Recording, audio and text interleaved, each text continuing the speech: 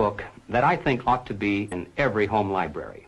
It's entitled Color, Communism, and Common Sense by Manning Johnson.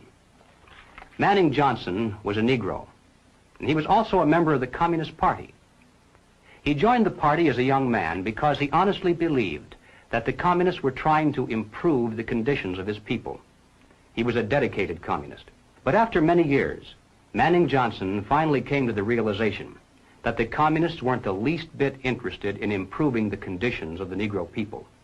He discovered that instead they were merely planning to use his people, and these are his words, to use them as cannon fodder in a bloody revolution to destroy America.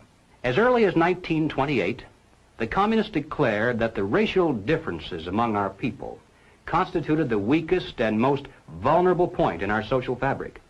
By constantly probing and straining at this one spot, they calculated that eventually the cloth could be torn apart and that Americans could be divided, weakened, and perhaps even set against each other in open combat.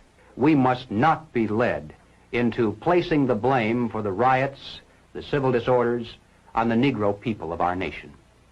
Even those few who are promoting hatred and violence in the black communities are not themselves the cause. They're merely being used by forces far bigger than they are to promote the violent phase of the revolution in America. Hoping to avoid further violence and bloodshed, the public is to be pressured into accepting measures that will move the country gradually and legally toward communism, but without calling it that. The strategy of the proletarian revolution calls for the quiet conversion of our government into a communist regime, but under the banner of socialism. The new program of the Communist Party on this subject has this to say. The term socialism describes but the first stage of a new society that in its full development is called communism. Socialism is a transitional stage. The building of socialism is the communist revolution in America. It represents the process whereby our country can be moved gradually toward communism without the people even being aware of it. They have one and only one solution for all problems: more government, and then more and more until it's total government. Total government is communism. We must not be fooled into thinking that the causes of our civil turmoil are such things as poverty, poor housing, lack of education, and similar social or economic factors. As a matter of fact, most of today's self-styled revolutionaries, black and white, come from good homes, could earn better than average incomes if they wanted to work. And in fact, they're products of some of the finest institutions of higher learning.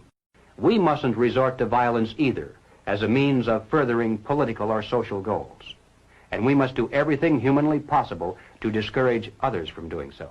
We must support our local police. Nothing can be quite so damaging to police morale and efficiency as converting every arrest into a trial of the policeman instead of the criminal. Now, in passing, ladies and gentlemen, you may have wondered why the Communist Party has been a staunch supporter of the drive to place a black studies curriculum into our high schools and colleges. Well, the reason becomes obvious the minute you take a look at the textbooks and the study guides. Under the guise of academic balance, these courses have become a brilliant device for conditioning young people to accept still one more part of the total program for revolution. We must discover the identity of those individuals, both above and below, who consciously are furthering the communist program for revolution, and then remove them from their positions of trust and leadership. Now, of course, the minute you begin to think along these lines, you'll become the target of a whole barrage of attacks. You'll be called a right-wing extremist, a fascist, or at least a dictator.